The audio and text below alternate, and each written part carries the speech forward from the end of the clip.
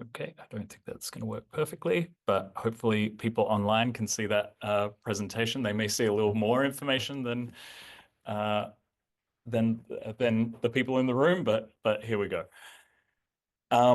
So today I'm going to be talking a little bit about infection-associated chronic conditions and long COVID. The goal here is to talk about a few things. First, how we diagnose. So when we're thinking about a patient in front of us who is experiencing some of these extremely debilitating symptoms associated with infection-associated chronic conditions, how are we diagnosing? How are we thinking about the conditions? And then the next step after diagnosis is thinking about, okay, what may be going on inside of this person's body while they're experiencing these symptoms, so the pathobiology. And then finally, we're going to talk a little bit about what to do about it. Given that these things are happening, given that we have good science to support some of the pathobiology moving forward, how do we actually implement some interventions to try and stop things in their tracks? So let's start off with a brief working definition of an infection-associated chronic condition, and then some conversation about how to diagnose. And I really appreciate the fact that there are so many members of the patient community in the room. I apologize that we may be going a little technical here because this is a CME accredited course, but I also know that if you're anything like the folks that come to our clinic in New York, you probably know more than me anyway, so I'm probably speaking your language. So let's keep it simple with a working definition. When we talk about infection-associated chronic conditions, we're talking about disease states that emerge when someone fails to return to their pre-infection health status after an infection event. To make that even more simple, if you get sick with something and you fail to fully recover to where you were before you got sick with that thing, you can be thought of as having an infection-associated chronic condition. And I also want to point out that under this definition, infection-associated chronic conditions have been described for decades as a result of various viral and bacterial triggers. In 2022, there was a wonderful paper that was published in Nature led by Akiko Iwasaki at Yale University in partnership with the patient community, where she cataloged various viruses that have been documented to have associated infection-associated chronic conditions. You can see a table from this paper here. What is really striking about this is many of these conditions don't even have names. So there are evidence-based bases for the fact that things like Epstein-Barr virus will create long-term chronic conditions in a small percentage of people who get an Epstein-Barr virus infection, but we don't have a name for that, right? So despite the fact that these things have been acknowledged for a while in the consensus science, in the medical world, we're not making diagnoses based on these things and then going after interventions. So I think that this was a really important paper to really shine a light on the fact that this has been around for a while, this phenomenon, and there are many things that can trigger an infection-associated chronic condition. This particular paper focused entirely on viruses, but I think we also need to be aware of the fact that bacteria can lead to IACCs as well. I think one of the most prominent examples of this is chronic tick and vector-borne illness. So when we think about things like chronic Lyme disease, these are a subset of patients who have been bitten by a tick. They've been confirmed as having a Borrelia infection. They've been given the standard therapy for a Borrelia infection, which is doxycycline, and they have failed to recover to their pre-tick bite health status. We also have in the pediatric world conditions like PANS and PANDAS, where kids have developed a strep A infection and then gone on to develop severe neuropsychiatric symptoms such as OCD without a good reason except for the infection, and this has been documented as a trigger for PANS and PANDAS to develop. So these are diagnoses that we've known about for decades, and I'm encouraged by the fact that long COVID has really accelerated our understanding of infection-associated chronic conditions to the point where we're really not able to ignore this anymore. Action needs to be taken, and a lot of interventional research is starting up, which is exciting to see. I think a reason that we have for a long time ignored IACCs or minimized IACCs is because the symptoms can be extremely varied. So when it comes to diagnosis, a lot of people kind of other IACCs because of the diversity with which people can present with symptoms. If we just take the example of long COVID, this is a paper that was published early in the pandemic. A patient-led community put this together in 2021, which this was published by the Patient-Led Research Collaborative, where they interviewed several thousand people with long COVID and cataloged symptoms. This was before the NIH had put their pants on. We weren't even talking about Recover.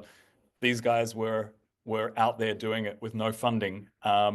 And they cataloged over 200 symptoms that could affect every single organ system.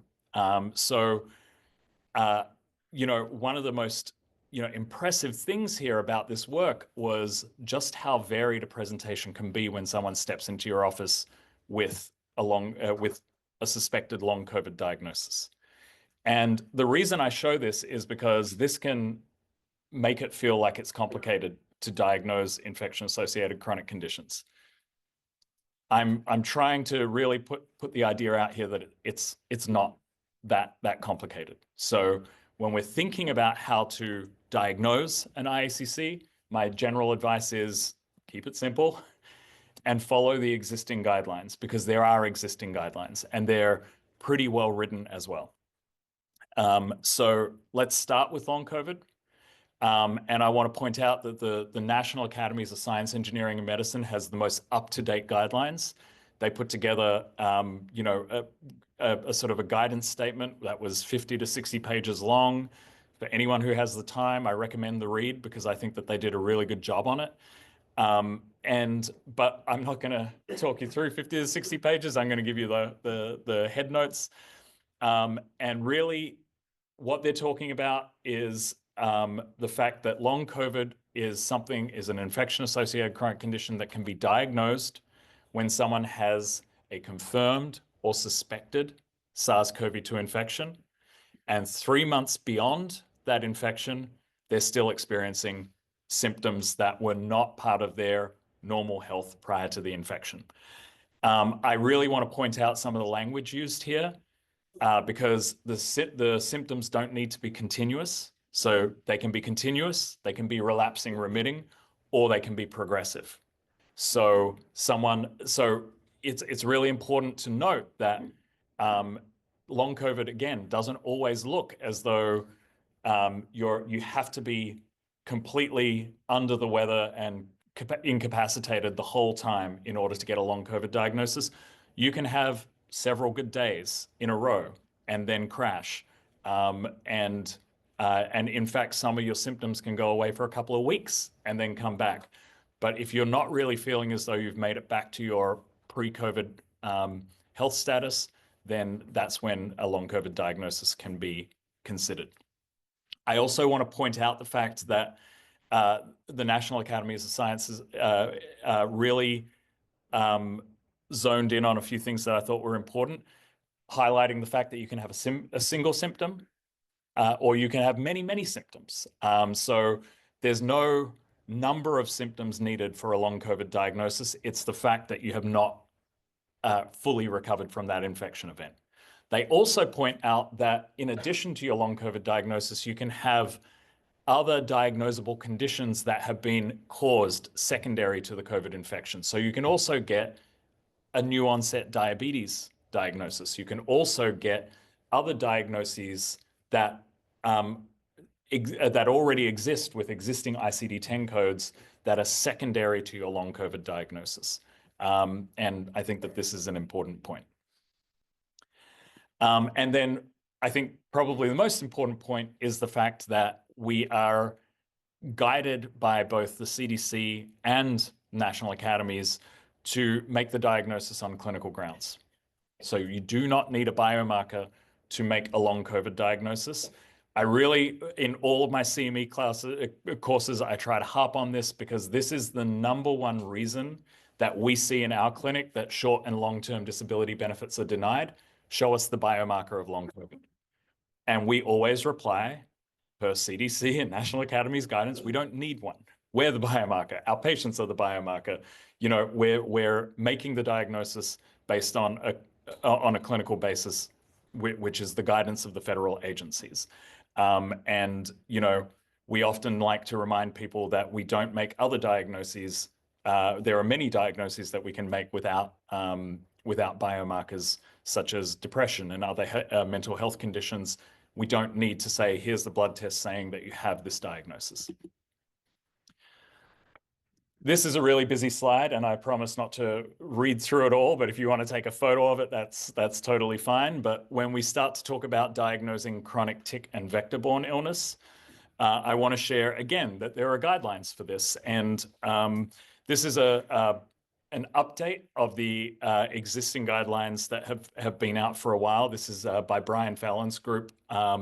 This is the most recent update of the guidelines that is in press at the moment. It's been accepted for publication, but so you're getting a little bit of a sneak peek. But in general, the way that the clinical trial network at Columbia University think about the diagnosis of a chronic tick and vector-borne illness is they have different groups that assign different levels of certainty to the diagnosis. So it is perfectly acceptable if anyone falls within group 1 or group 2 to make a chronic Lyme disease or post-treatment Lyme disease syndrome is the actual ICD-10 code diagnosis. If someone is in group 3 or group 4, it may be more appropriate to suspect the diagnosis, but maybe not yet make the diagnosis and maybe search to see if there is a better diagnosis that explains things. But essentially, what we're talking about here is if you're in group 1, that means that you have had a positive blood test for a Borrelia infection. You have had a very obvious rash associated with Lyme disease. You have gone on to have standard of care for your acute Lyme disease, and you've failed to recover from, from that initial tick bite. Group 2 is a little bit more lax. So there was definitely, there can be multiple conditions. So you can definitely have a tick bite. You can definitely not feel well after that tick bite, but you don't necessarily need to have a positive blood test. We know that blood testing is imperfect. And it's a bit more of a mix and match of the different symptoms. So for instance, you may not have noticed a tick bite. You may not have pulled a tick off of your body, but you got the rash, from the bullseye rash from that is associated with Lyme disease. Or you did see the tick bite, but you didn't get the rash and you didn't test positive, but you felt terrible since you got that tick bite. So this has been a really challenging thing to pull together in terms of diagnostic criteria, but again, there has been some fairly solid medical consensus on this, and the publications are out there to support this as a guidance for making diagnosis of chronic tick and vector-borne illness, specifically for chronic Lyme. We'll talk about other tick and vector-borne illnesses in a couple of slides. Finally, ME/CFS diagnoses. Our team, there are different criteria out there for diagnosing ME/CFS. Our team uses the Canadian consensus criteria. And so when we're making a diagnosis of ME/CFS, what we're looking for is, any one of these symptoms that are being named along the continuum here. So people reporting fatigue, people are reporting post-exertional malaise, sleep disruption, myalgia, so, muscle pain and body aches. You also need to be reporting, cognitive symptoms and neurological symptoms and symptoms that fit certain categories like autonomic dysfunction. Yes? Oh, I'm sorry. ME stands for myalgic encephalomyelitis / CFS, chronic fatigue syndrome. And we shorten it to ME/CFS because that's a lot of words to say, but thanks for asking. In addition to the symptoms being reported, there's a couple of other things needed for an ME/CFS diagnosis. First is that the symptoms need to be new onset. Now, I want to really make the point that when I say new onset, someone can still come in and say, I've been really unwell for 15 years and no one's ever given me a diagnosis. But there needs to have been a point where they were feeling pretty good. And then there was an event, and then these symptoms came on. And that makes them eligible for an ME/CFS diagnosis via the Canadian consensus criteria. The next condition in the Canadian consensus criteria is ruling out mental health diagnoses. And we often see this quite frequently. You know, we're having a subjective interview of the patient, and they'll say, yeah, you know, like 5 doctors told me I was mentally ill. I tried antidepressants. It really didn't do anything. I tried cognitive behavioral therapy. It didn't do anything. You know, you can look at my medical record. That's ruling out a mental health diagnosis. Ineffectively treating a mental health diagnosis is ruling out a mental health diagnosis. And the other piece, and again, I know that this is dry, but this is really important. This is the really important stuff.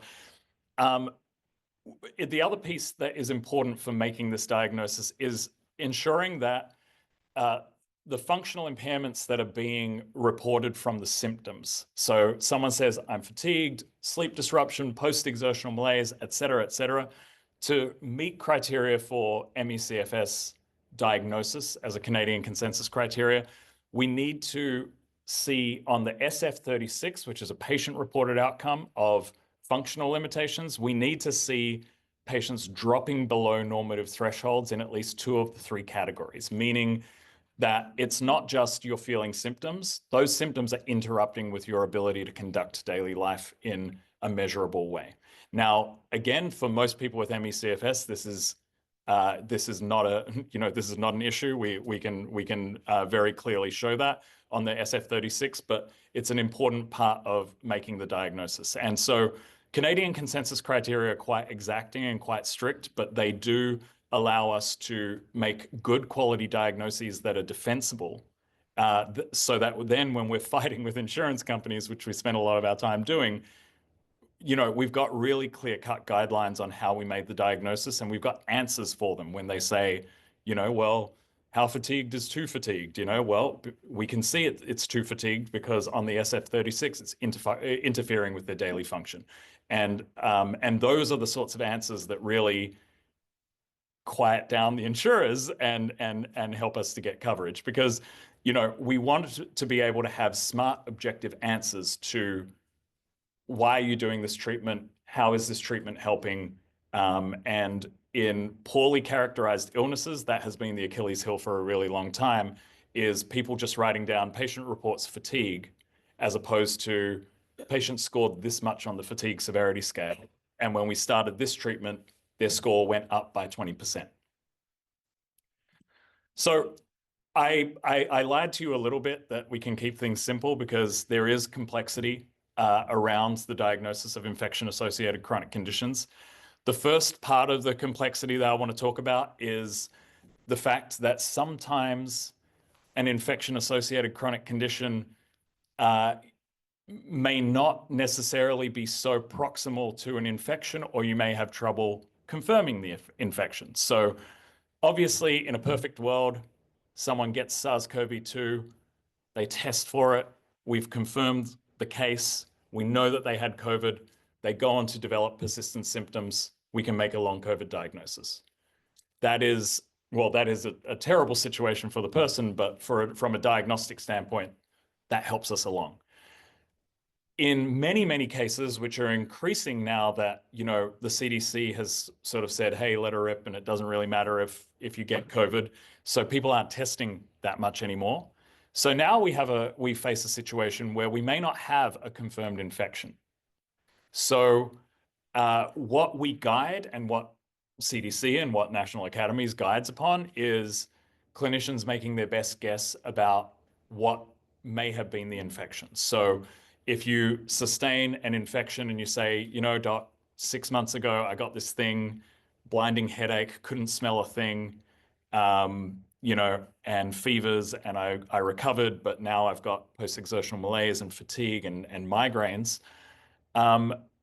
That physician might say, well, that sounds as though you had COVID because of the loss of sense of smell. So I'm going to say suspected COVID infection, and now you have long COVID diagnosis.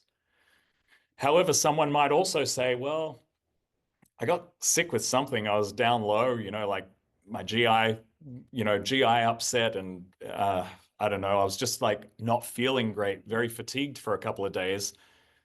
That could kind of be anything. But if they've had symptoms now for 6 months, 8 months, 9 months, the physician may choose to use Canadian consensus criteria to say this is an ME/CFS diagnosis, because we can't be sure of the infection, but it was an infection-triggered illness that has gone on. And then I also want to make space for an even more complex condition, which does happen. It's rare, but it does happen, where infection-associated chronic conditions can be triggered by non-infection events.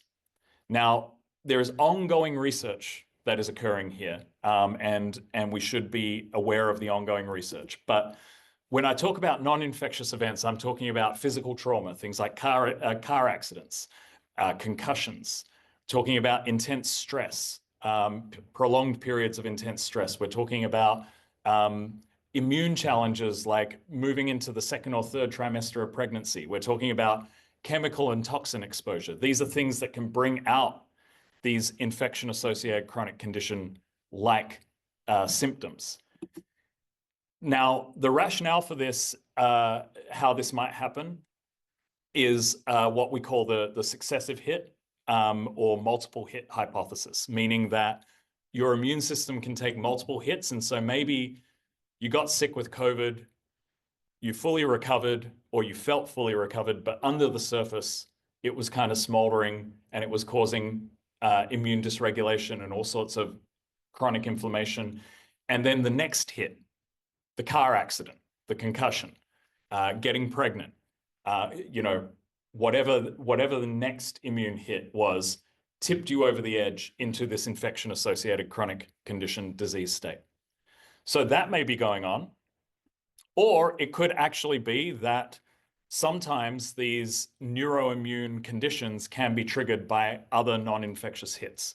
Like I said, the research is still ongoing, and I think we need to make space for this. I sometimes go as far as to say infection or exposure associated chronic conditions because, because of the pathobiology that I'll get into after, can feasibly be caused by non-infectious hits. But right now, it's just important to note that this can happen. It's less common, that we can't link it to some sort of infectious event, but it can happen.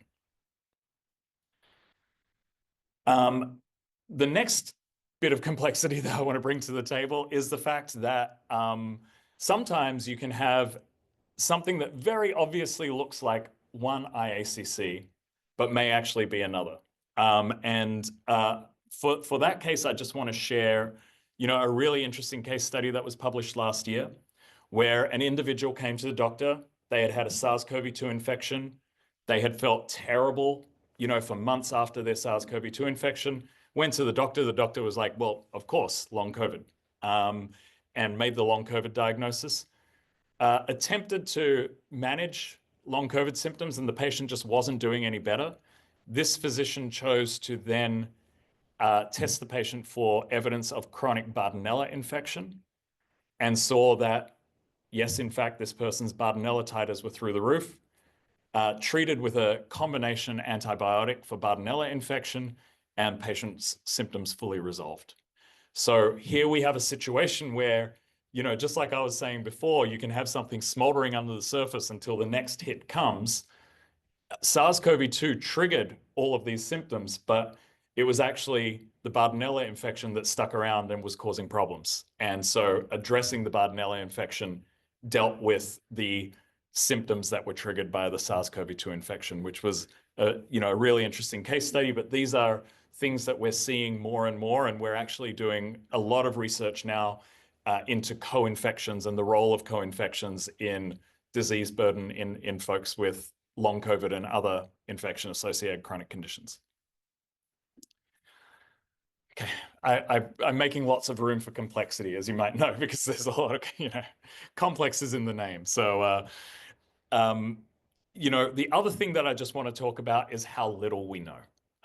So I was just talking about, guidelines for diagnosing chronic Lyme disease. Chronic Lyme disease is when you have a chronic Borrelia infection or you have chronic symptoms as a result of an acute Borrelia infection that never resolve. But I want to point out that ticks are terrible creatures and they carry all sorts of other infections that we know to be damaging and we know to cause all sorts of problems for the human host. So, we also need to just understand the fact that there are just so many more infection-associated chronic conditions out there that haven't gotten any attention whatsoever. We have had this, we've had this terrible culture right now of, if a tick bite occurs, we get tested for Borrelia. That's what we get tested for. And the typical labs out there actually don't even do a good job of testing for all the species of Borrelia that exist. So we get tested for a very narrow spectrum of just Borrelia if a tick bites you, despite the fact that, this is an image that's adapted from a good systematic review that was published in 2020 of all of the bacteria that we know ticks carry. And there are testing clinics out there. I'm not naming these clinics because we have any sort of financial conflict of interest. I'm just naming these clinics as these testing paradigms because these are some of the ones that are out there that routinely have shown the best results in clinical trials. But there are groups like Galaxy and IGeneX that have testing kits for other tick-borne illnesses. And we routinely use these in our clinic to be able to test not just for Borrelia, but for Bartonella, Babesia, Rickettsia, etc. And we still need evidence-based therapies for these patients. Our physicians are sort of scouring through the latest, case studies or case series that are available for this, but we need a larger movement of national attention because not only are these illnesses important for the folks who are living with them from, tick and vector-borne exposures, but we're also starting to see evidence, such as the previous slide, that these are relevant to folks who are getting symptoms triggered by other infections. So there's a great researcher at MIT by the name of Mickey Tal, who has published a lot of papers showing that in many cases, a single pathogen alone is kind of harmless and it just hangs out in your body. And yes, it does persist, but it doesn't really cause any trouble until other pathogens show up. And it's actually the combination of the pathogens that start to cause a lot of trouble and a lot of immune burden for the host. So these are some of the things that we need to start considering as we think about how to manage and how to care for these patients. And I will just move on from there because I know we're short on time and we've got so much to cover. So we're going to dig into the pathobiology of infection-associated chronic conditions. What's happening in the bodies of people that are living with these conditions? And so, in 23, Akiko Iwasaki and myself published this paper in The Lancet, really talking about what we thought were some of the most likely drivers of the pathobiology of long COVID. We were talking about persistence of viral reservoir. We were talking about reactivation of latent infections, autoimmunity, and then all of the different ways that the virus caused damage and disruption to homeostasis in the body. And we also sort of built out this cogwheel model because we wanted to indicate the fact that these pathobiologies are constantly interacting with one another. So intervention is a moving target because the pathobiology is sometimes also a moving target. But I want to just take some time to go through all of these different pathobiologies because I think it's important to not only talk about them, but to point out that there is strong quality consensus science on each of them. So this is a paper that we published in Nature Immunology just last year, where we pulled together all of the evidence for SARS-CoV-2 persistence in people with long COVID. And we were showing that there's, again, a number of high quality clinical trials that have not only identified persistent SARS-CoV-2 in people with long COVID, but has also shown that that the persistent virus is actually doing something in the bodies of people with long COVID and actually causing increased symptom burden. The last study that came out to this end showed that at least 40% of people with long COVID we were able to see evidence of circulating spike protein in their plasma. Now, circulating spike protein is a part of the virus. It's not the whole virus. But this is a question that I always get. If viral persistence is so clearly happening, why don't we have a test for it? And the answer to that is because right now, the sort of like gold standard for testing for infection is testing in the blood. And what we're seeing over and over again in all of these studies that are getting published is actually when a virus goes into a sort of chronic persistent state, the blood is the last place you're going to find it. It actually tends to hide in tissue. SARS-CoV-2 specifically likes to hide in neural tissue. It likes to hide in gut tissue. These are some of the areas where we're finding the biggest reservoirs of SARS-CoV-2. And each virus has its preferences, for where it's hiding. But very, very rarely does it hide in the blood, because in the blood, that's where all the white blood cells are going to come and get it, right? So if it is persisting, it's hiding out in tissue, not in blood. And so a lot of the work that we're doing is rapidly working to validate biopsy techniques where, if someone could come in and you could take biopsies from areas where we know reservoirs to be hiding, you can be testing and you can go, you can move along from there. Also, I will point out that biopsies themselves are imperfect because by definition, you're taking what you hope is a representative sample of the tissue. So there's also some really amazing work happening across the country looking at sort of radioligand traces that can tack on to pieces of virus so that you can then do like a PET MRI or some sort of imaging technique to actually look for where these, evidence of these pathogens might be lighting up in the body.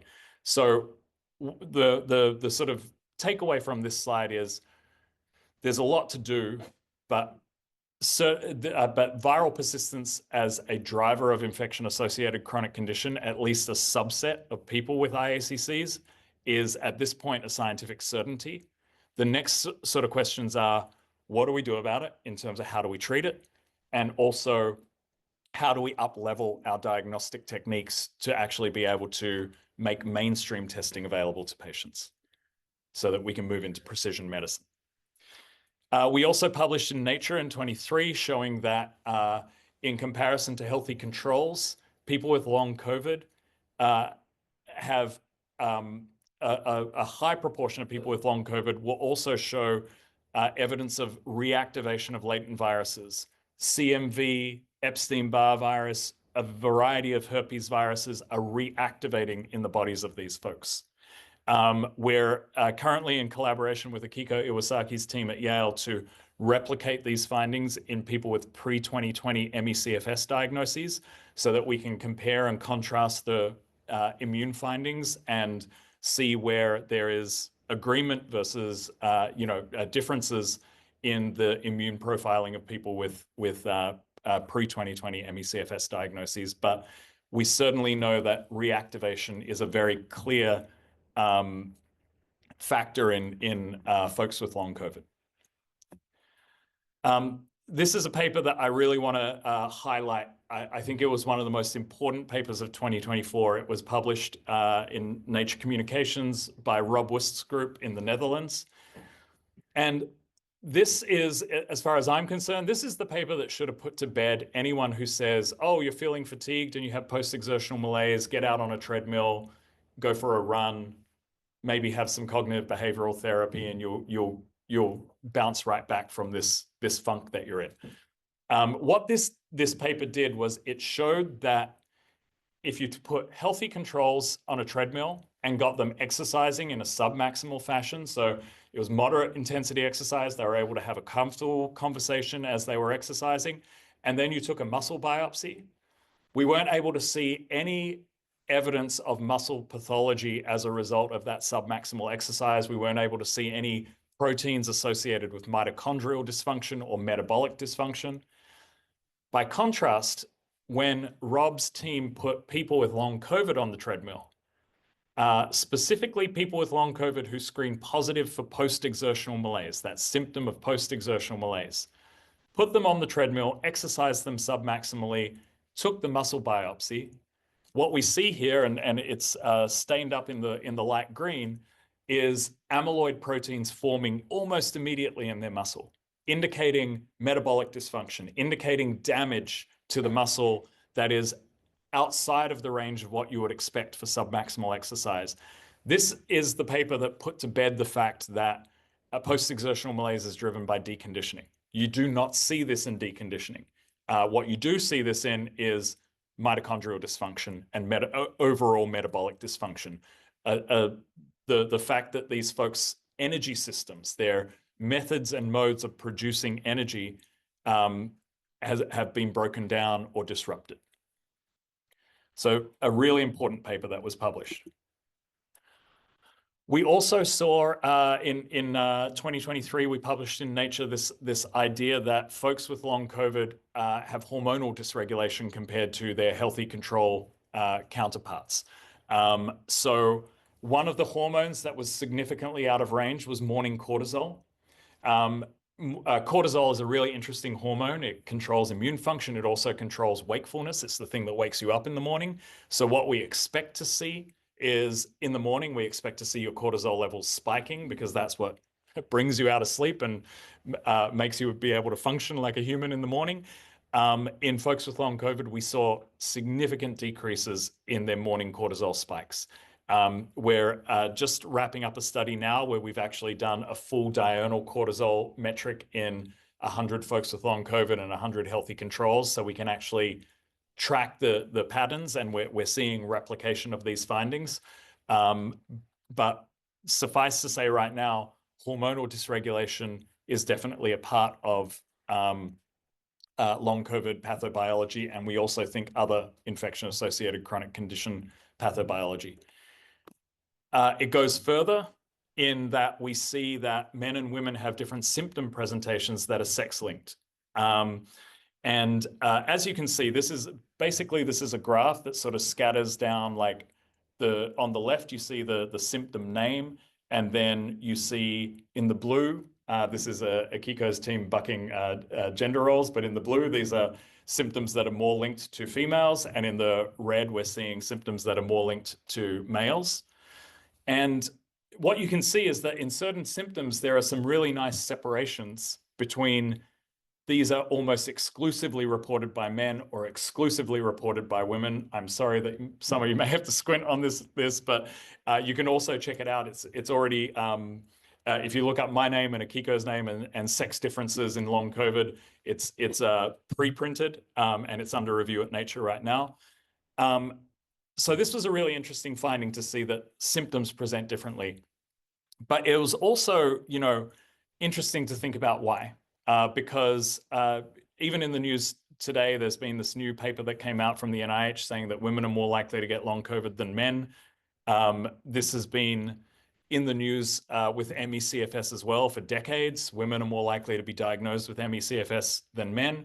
And for decades, if you asked why, the answer that you were given was, well, who knows, and I'm not making this up. I'm not being glib. This is what was published to explain the differences. Women are more likely to have diagnoses of anxiety and depression, and therefore it makes sense that they would also get a diagnosis of ME/CFS. These were the finest minds at our government institutions researching the topic.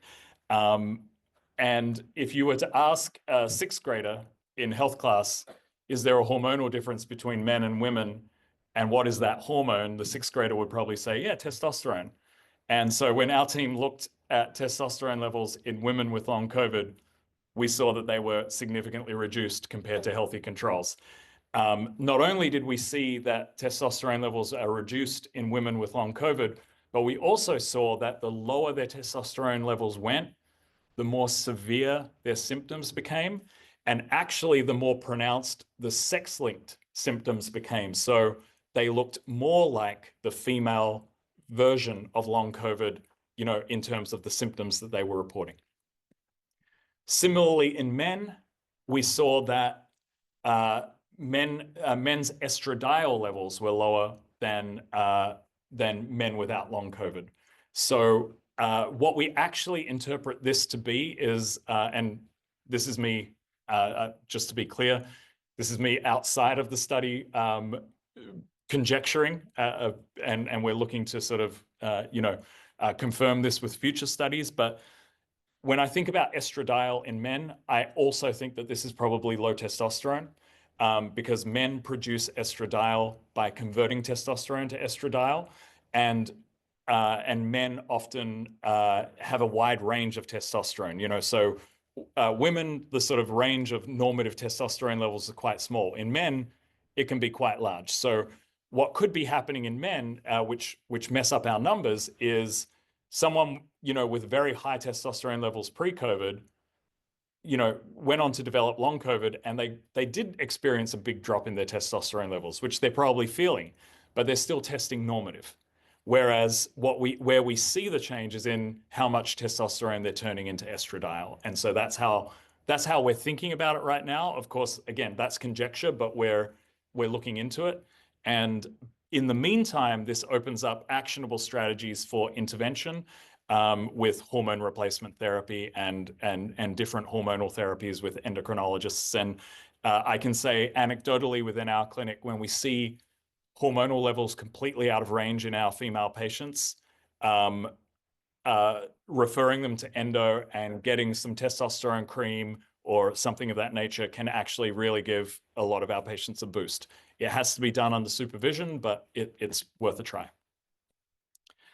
I also just want to point out that there is a large body of evidence. This is a really great paper to look into as a systematic review of all the ways that COVID can cause damage to blood vessels, and then the formation of microclots and platelet hyperactivation. We also see this occurring in ME/CFS and chronic Lyme disease, but the microclots are much smaller than what we see in long COVID. So endothelial dysfunction and microclot formation is definitely something that is strongly linked to long COVID pathobiology, but may also have links to other infection-associated chronic condition pathobiology as well. There are many interventions that can address this, which we'll get into in a few slides, but it's definitely worth staying on the radar. And there's some robust literature now, and I do recommend this publication that we put out in 24 that really reviews all of the literature.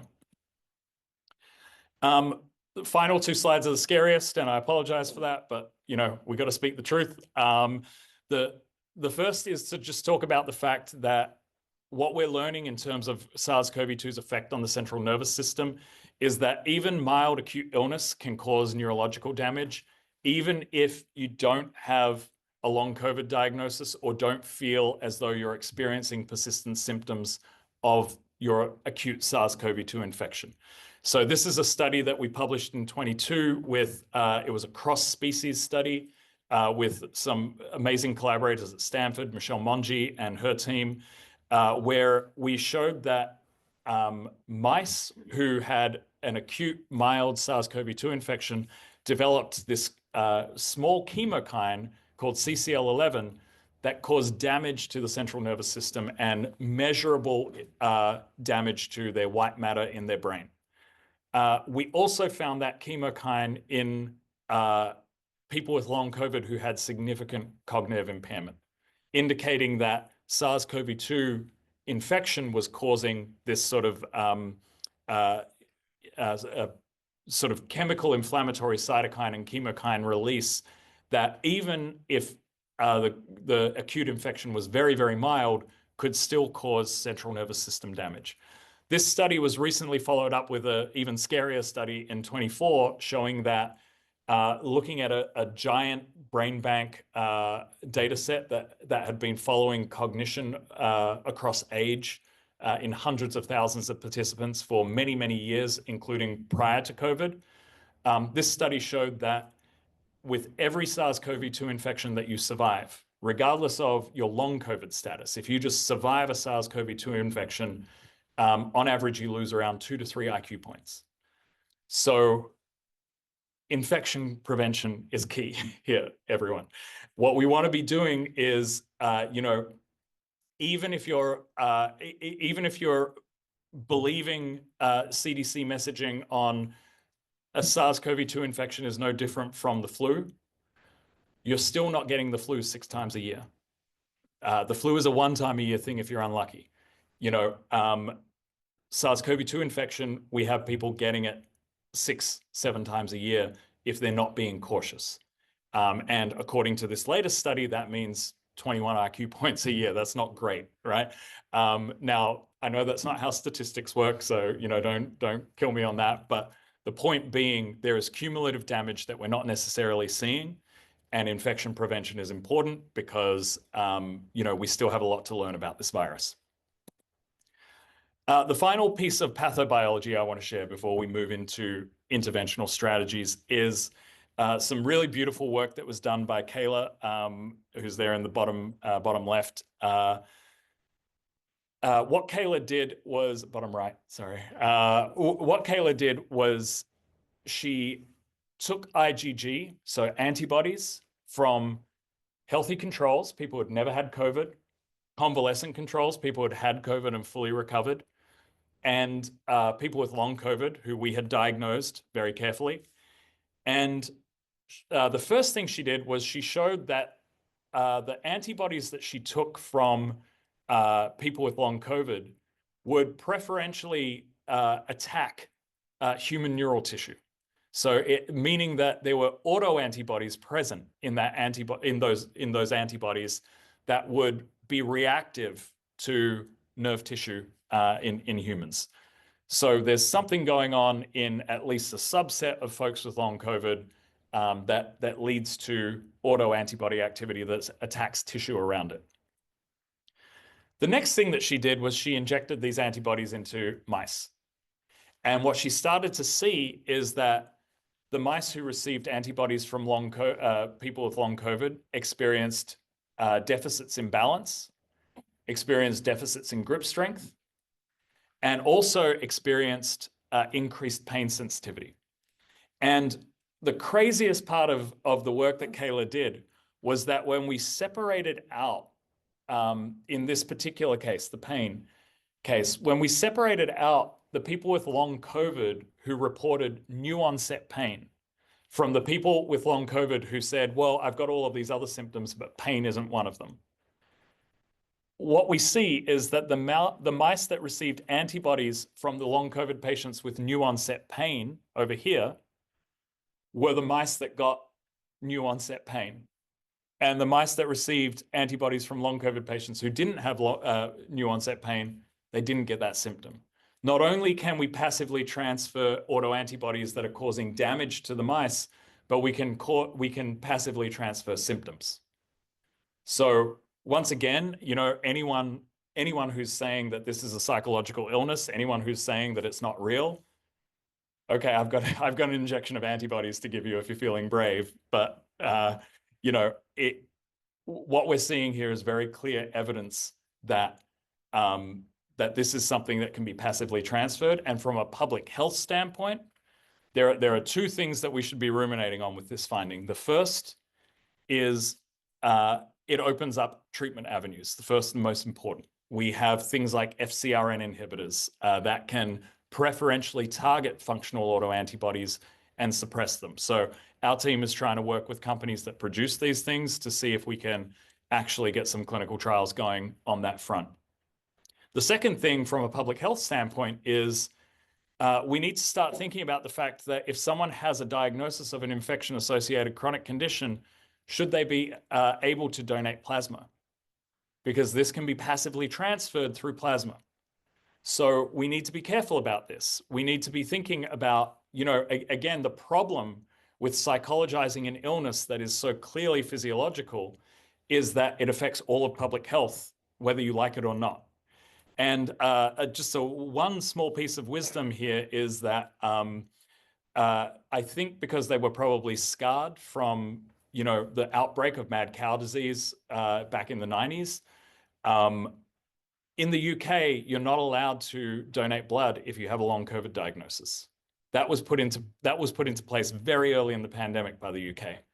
I would suggest that these are findings that suggest that we should be thinking along the same lines, and clinicians should potentially be advising along the same lines for folks with infection-associated chronic conditions here. Although I will say out loud that there's not a whole lot of people with IACCs who donate blood because their POTS usually makes it pretty untenable for them. So we've been given a small mercy there, but it's just something to be considering and thinking about as we uncover the pathobiology. So we'll stop there on pathobiology, but just the final comment is I hope that I've impressed upon you how complicated this is and how so many of these things can be happening all at once.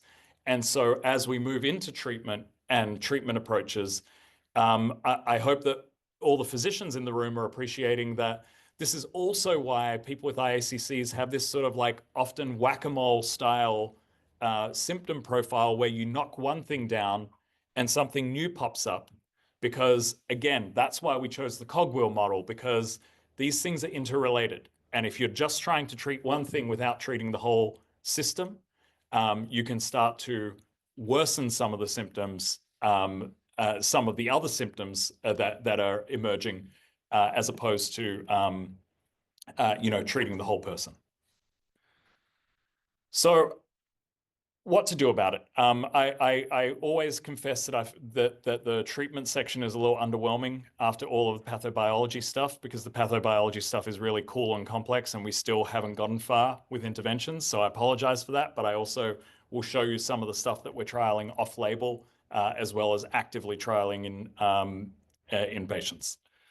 But before we even go there, I think, the first thing we need to think about is just not to do harm to our IACC patients. If you take, as a medical provider, if you take one thing away from this presentation, if a person with an IACC, you know how to diagnose them now. If they come to you and say, I have post-exertional malaise, understand that this should be the symptom that guides all of your activity recommendations. This should be the symptom that guides all of your treatment recommendations, because this is, again, based on the literature, this is the most debilitating symptom that folks with long COVID with IACCs experience. And so this is the one that we need to try our best to control. And this has not been the case for decades. So we really need to up-level. We need to up-level our understandings, and we need to understand that we've done harm in the past, we've done wrong in the past, and we need to turn over the page and move forward. And I also, want to point out, most importantly, that if somebody says to you that they have PEM, that doesn't mean tell them to lay down in a dark room and do nothing. It means just respect the PEM. So it means find out what the boundaries are that will trigger PEM and help your patients to step back from those boundaries. Because in addition to making sure that you don't exacerbate and you don't do harm, you also want to make sure that you can restore a little bit of quality of life with careful pacing and energy conservation, which we're going to get into moving forward. But in general, our first principles are post-exertional malaise should be the symptom that governs everything that you try and everything that you do. That's the one that we really want to be respecting. And often, when working with people with IACCs, I see a lot of clinicians who are like, okay, we've got to boost your function. We've got to, try this and try that. Often our guidance at our clinic is what we first want to work on is just stabilizing symptoms. If someone comes to us and they say, I don't know why I'm crashing, some days are perfect, some days are terrible, and I can't get out of bed. I don't know anything about why this is happening to me. First goals are stabilize. Let's make sure that someone can actually say, you know what, I do know why I'm crashing now. I crashed because this happened. It's fine. I'll get through it, but I know why. I know why the crash happened. Then we can think about improving function. Then we can think about, strategies that will move things forward. Listen to what your patient is telling you. I just spent, 20 slides saying we don't have a biomarker. Your patient is your biomarker. Listen to what they're telling you. Have them fill out forms that are gold standard patient-reported outcomes so they can tell you how severe their symptoms are. They can tell you if an interventional approach helped or did not help. And that is the way to move things forward. To that end, prioritizing virtual care, prioritizing home care. If you're thinking about standing up a long COVID clinic, this is a way that you can really take burden off of patients, and you can really avoid unnecessary crashes because someone had to jump in a car, drive to a clinic just to see you. If you can make every effort to do home visits, if you can make every effort to do virtual visits for your more severe cases, this is going to be game-changing. Okay, so moving into some management tools. We're going to start off with pacing and energy conservation, and I'm really going to burn through these slides because I know that we're running out of time. So one of the groups that I want to name is Long COVID Physio. They have incredible resources for pacing and energy conservation. They have them translated for patient resources as well as provider resources in over 70 languages. So this is a really good resource that is free, that is online, that walks you through all you need to know about pacing and energy conservation. In addition to that, I think, I just want to point out that what we want to do is start every rehab conversation with pacing and energy conservation. We want to talk about things like proper hydration. Over 70% of people with IACCs have associated postural orthostatic tachycardia syndrome, POTS. They will respond very strongly to electrolyte infusions. They will respond very strongly to lots of fluids, and we need to keep that going. Similarly, environmental management is a good way of stabilizing symptoms, making sure that people are mindful of temperature. It's not too humid, it's not too hot. These are things that will trigger POTS and trigger fluid loss and make people feel much, much worse. And often folks are not aware of it. So they feel as though they're going crazy because why am I feeling so terrible? And it's because atmospheric pressure has changed. It's because it's a humid day. It's because it's a hot day. And these things are very much linked to symptom burden in a large proportion of IACC patients. Strategies to improve sleep, identifying triggers. I know this sounds really obvious, but again, right back to listening to your patient, sitting down and figuring out what are the things that they tell you will trigger them, no matter how outlandish it sounds. Sit with them, work it out, and work out a strategy to work around those triggers. And then I also, think that linking people up with peer support and social support is crucial. More on that later. Before we move on from pacing, I just want to point out that it's a brave new world. We have smartphone technologies and wonderful tech that can assist in pacing. There are many companies out there that do that. I'm only highlighting Visible because we just completed a publication with them that has been accepted for publication in Nature Digital Medicine. This was the largest study of its kind. We got about 4,600 people with ME and long COVID who had contributed over 100 days of data each. So we had millions of data points. And what we showed was that we were able to predict crashes within 48 hours of the crash happening with 90% accuracy based on their biometrics. So this is a technology that isn't necessarily healing anybody, but it is helping them pace. And when you talk to the Visible folks, they're like, yeah, we're Whoop for chronic illness. That's what we are. Whoop is saying, hey, get on a treadmill and run and do all these things and you're going to feel great. Visible is saying, hey, your heart rate variability is looking a bit wonky. Lay down, take some fluids, and make sure you're in a cool environment. And that's going to avoid the crash. So I just want to name the fact that we do have technologies that can assist with pacing now. It's 2025 and we should be using it. Breath work, again, I just want to point out that this is a low-cost, group therapy-friendly way of significantly reducing symptom burden in patients. We published just last year some of the results of using resonant breathing. So this is parasympathetic breathing primarily. The goal of this breathing was to increase carbon dioxide levels and reduce sympathetic nervous system activity, because we had previously published that folks with long COVID and other IACCs typically have low levels of end tidal carbon dioxide. And so this breath work helps to increase their carbon dioxide levels. And what we saw in 112 patients was people self-reported significant improvement when they engaged in the breathwork program. And they even reported, specific symptoms that were significantly improved from being a part of the breathwork program, and that's been published. And in addition to breathwork, what we tend to do is pair breathwork with our music therapy. I know that music therapy, sometimes you can hear about things like humming and humming therapy, and you can think, well, that seems a bit, not scientific, or maybe a psychological intervention. There's this really wonderful study here that is worth looking into.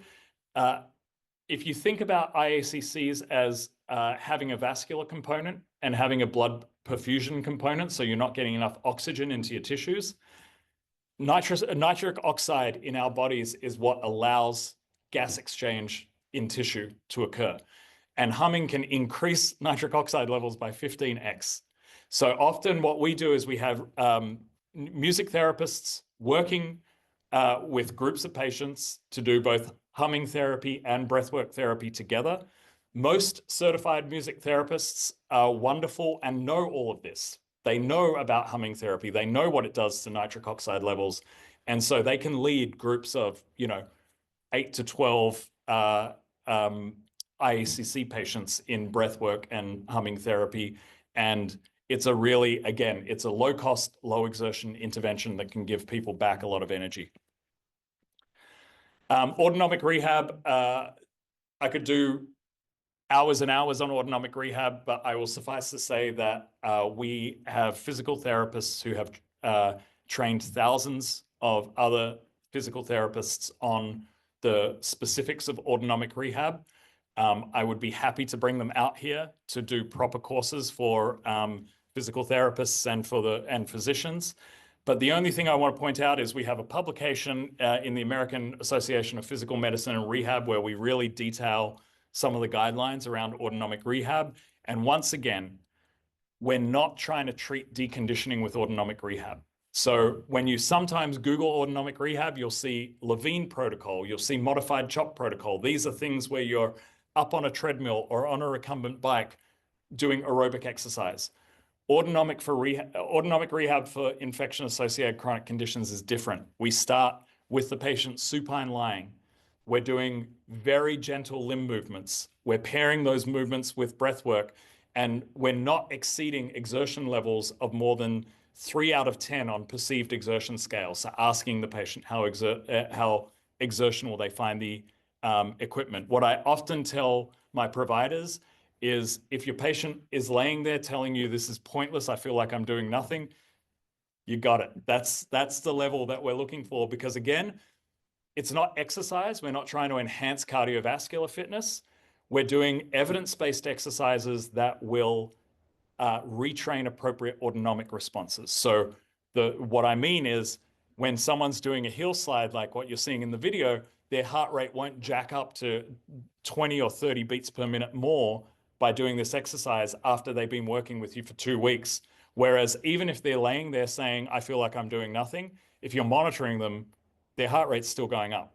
And once they start with, this is what we call phase 1A of the autonomic rehab process. Once they start there and they stick with it for a couple of weeks, if they're responsive to rehab, we'll see a reduction in how much their heart rate goes up during these exercises. Okay, medical management. So this is a slide that I keep going on all of the things that have either received good quality evidence, placebo-controlled RCT. I knew this is your favorite one.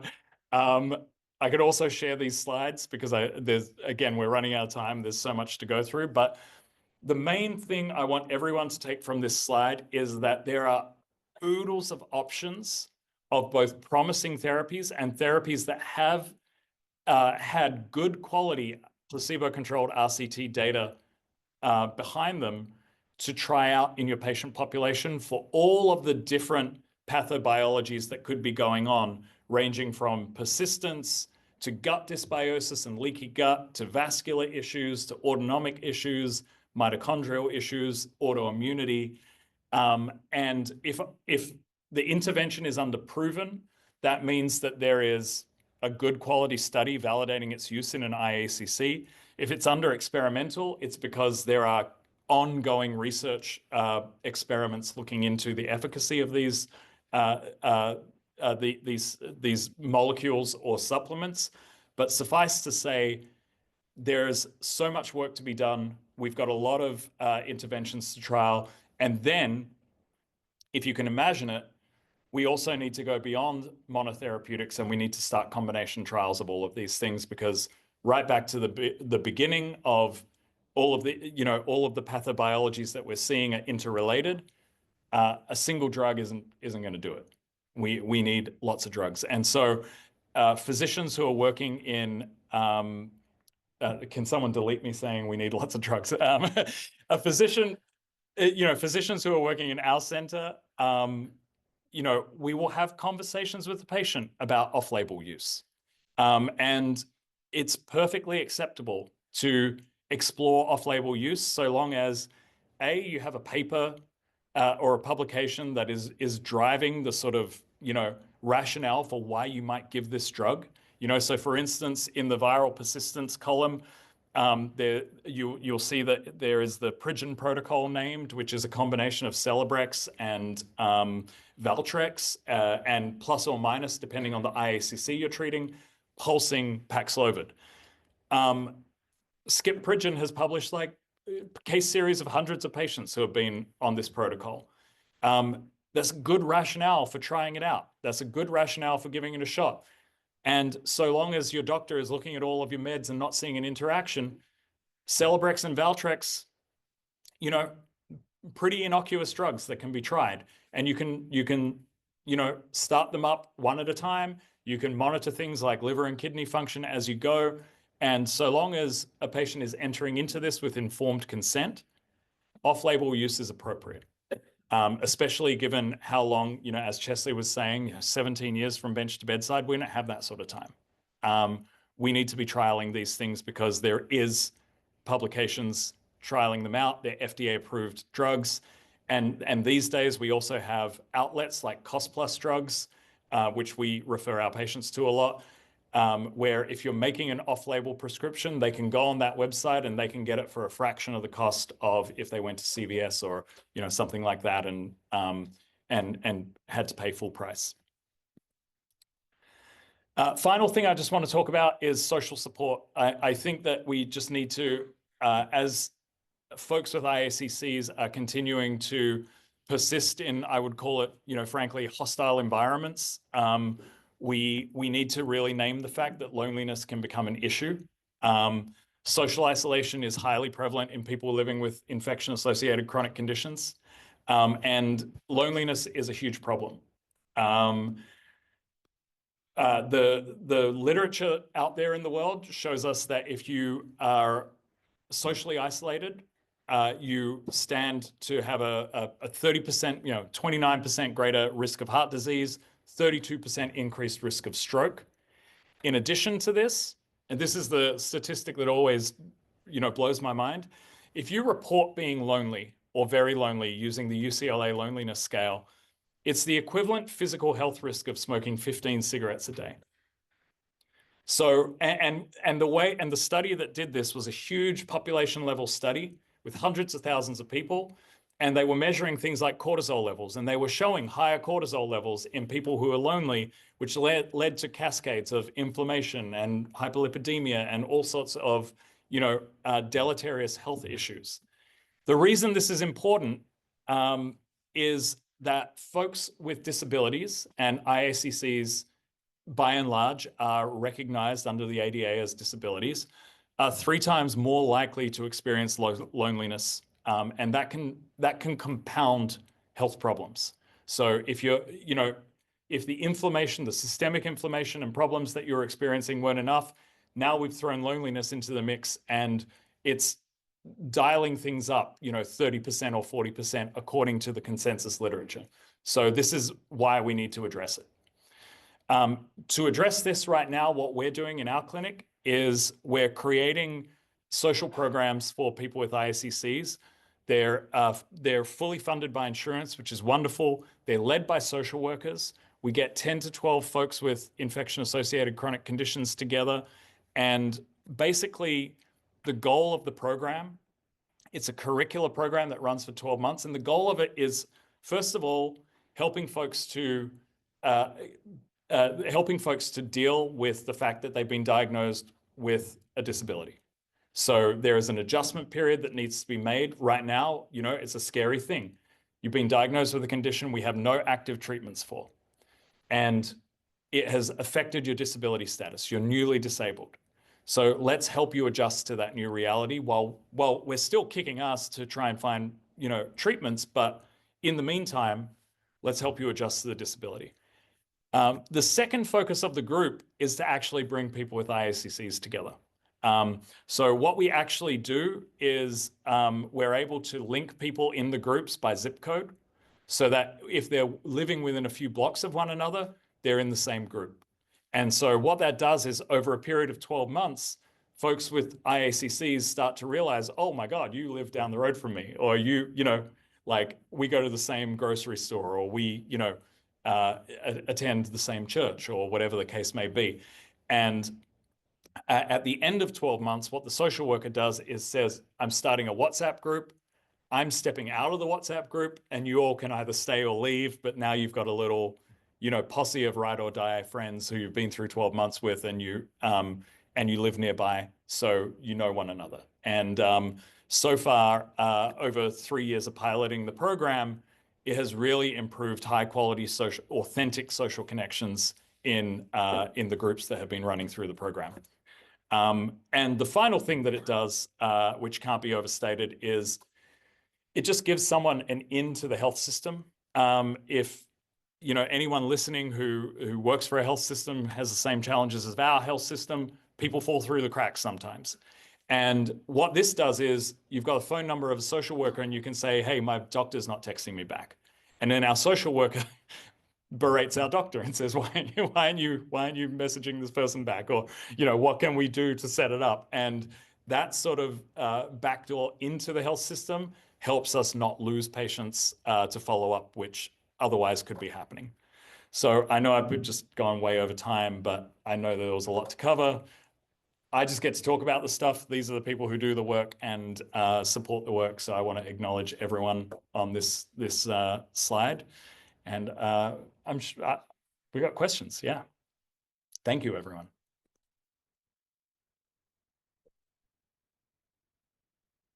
And thank you for everyone online as well. Yeah.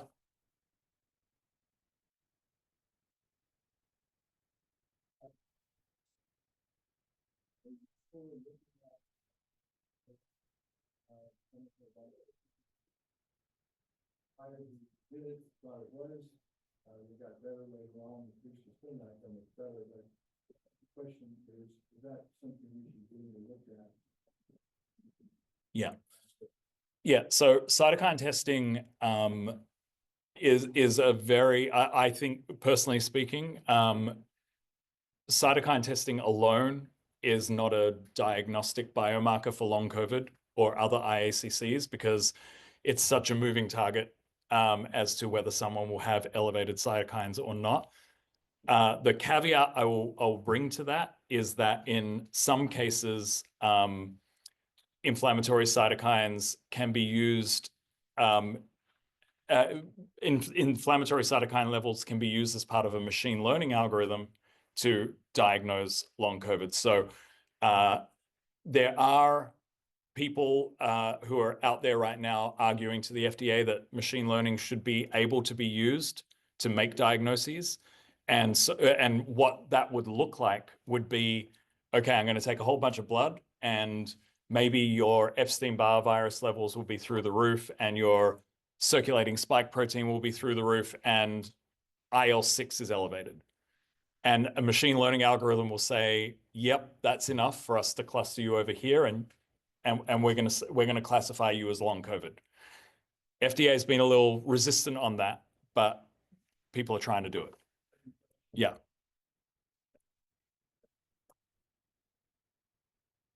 Oh, yes. Yep. Absolutely. So the question was, is vaccination a trigger for long COVID? What I would say, and we're into sticky territory here, and here's what I would say very transparently. Akiko Iwasaki, Harlan Krumholz, and myself, so Harlan and Akiko are at Yale University, I'm at Mount Sinai. We've been studying vaccine injury for 3 years, 4 years now. And what we are seeing is absolutely there is a subset of individuals who have had a chronic health condition triggered by exposure to the vaccines. And we've actually pre-printed one of our first studies on this, and we're trying to get it published in peer review at the moment. We were extremely exacting with the people that we classified as having a vaccine injury, in that what we did was we said, if you tested negative for COVID immediately prior to your vaccine, you received the vaccine, and then you experienced an immediate flare of symptoms that, that never really went away after the vaccine. That was what we characterized as vaccine injury. And we are seeing physiological differences in those folks. And we believe that the physiological differences are most related to circulating spike protein in plasma. And to that end, not only do we think that, it's separate, it's something different, but it's related, which is why I also made that sort of infection or exposure associated chronic conditions, because that would be an exposure. You've been exposed to a chemical that has triggered an immune cascade. But I think it's also why a subset of our patients, and again, this is just me saying something anecdotal as opposed to something peer-reviewed, but a subset of our long COVID patients will say the vaccines, mRNA vaccines, make me feel terrible. And we haven't proven this yet, but I'm willing to bet that the subset of long COVID patients who tell me that probably have a lot of circulating spike protein in their system. And those are the folks that we recommend Novavax vaccines to, as opposed to mRNA. And so we're still team avoid infection and do whatever you need to do to reduce the severity of infection, which includes vaccination as a strategy. But we're also listening to patients. And if a patient tells us that vaccines wipe them out and they feel terrible, we're not going to shame them about that or tell them that they're imagining it. We're going to come up with alternate plans. And so far, our alternate plans have included, more traditional antibody vaccines like Novavax rather than mRNA. Hope that was helpful, even though it's a minefield. Yeah.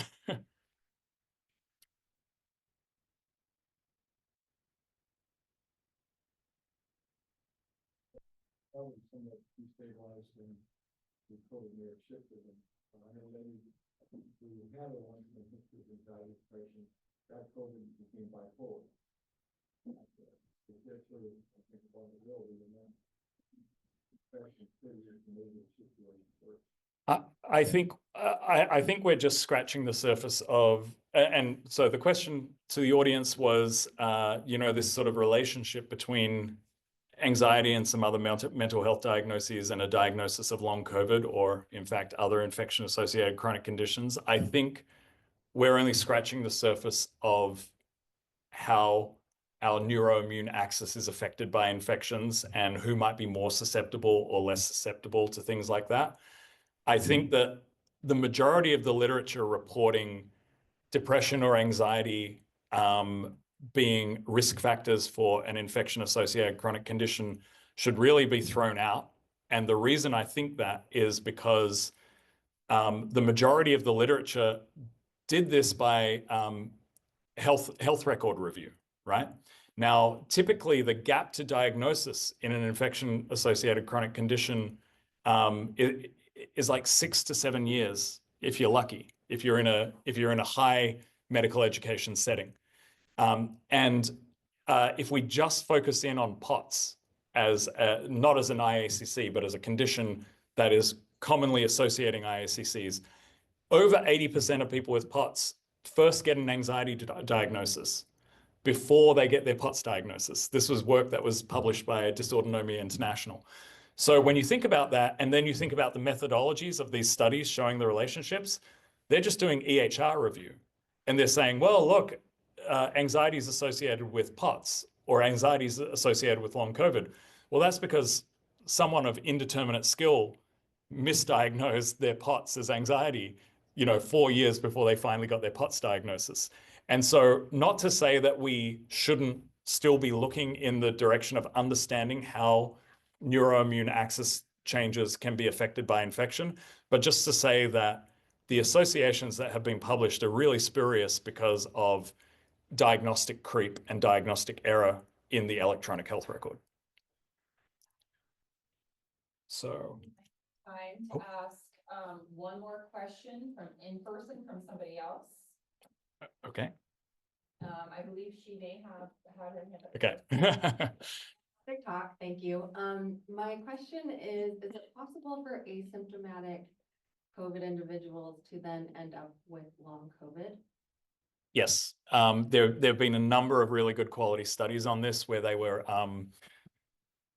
studying basically college kids in college campuses that were testing every day. And regardless of their symptom profile, we knew if they were COVID positive or COVID negative. And although it is rare, asymptomatic cases can result in long COVID. So again, this falls back into the diagnosis. What do we do in a situation like that?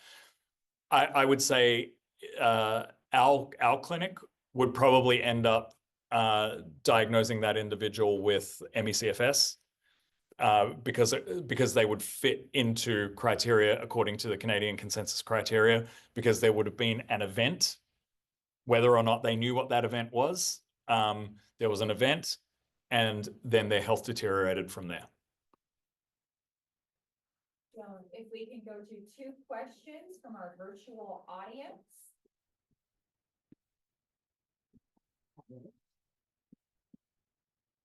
Fabulous. We have from Johanna, can long COVID provoke gluten intolerance? Really good question. What we've seen, speaking generally about infection-associated chronic conditions, is that we see food sensitivities emerging. So what we have not seen very clearly is we haven't seen somebody who was not celiac become celiac after a SARS-CoV-2 infection. But what we have seen is people starting to develop multiple food sensitivities as a result of their long COVID symptoms. And we're trying to better understand that. Part of our team is a registered dietitian who works with patients to understand what their food intolerances are and why. I do think that often what we find the culprit to be is mast cell activation syndrome. So it's a histamine issue a lot of the time. But there's lots of things to think about here, and certainly we can see gluten sensitivities emerging. We also see, carbohydrate sensitivities emerging. My general comment is food sensitivities in general are common in infection-associated chronic conditions, new onset, and working with a skilled and knowledgeable registered dietitian is key. One more. One more. And Dr. Betts asks, Can we find persistent evidence of an infection without long COVID or other protracted signs or symptoms? So the question here, if I'm understanding this correctly, is can someone be asymptomatically harboring persistent pathogens? I think is the question. And if the question is that, then the answer is yes, absolutely. And as we start to move into better quality studies around this, and as technology starts to emerge, there's the technique to really look at here is spatial transcriptomics. There's some really amazing work. Some of our collaborators doing this work are from the J. Craig Venter Institute, and I'd really recommend taking a look at some of the papers coming out of there. But we do see persistent pathogens in healthy controls. But what is really interesting is when we use techniques like spatial transcriptomics, which don't just find the pathogen, but they also look around the body's tissue and they try and understand, well, is this pathogen just hanging out doing nothing, or is it actively doing something? In the healthy controls, when we see the pathogen, it's just sitting there latent and inert and not interacting with tissue around it. Whereas when we see a person with long COVID, say, and we see a piece of, viral antigen, sitting in the gut tissue, for instance, if we run spatial transcriptomics analysis on that person, we'll actually see that the pathogen is interacting with the tissue around it and causing upregulation and downregulation of genes, local inflammation, etc. So the answer is yes, we can see persistent pathogens, evidence of persistent pathogens that are asymptomatic. And I think that that's a clue, and that's something that we need to better understand.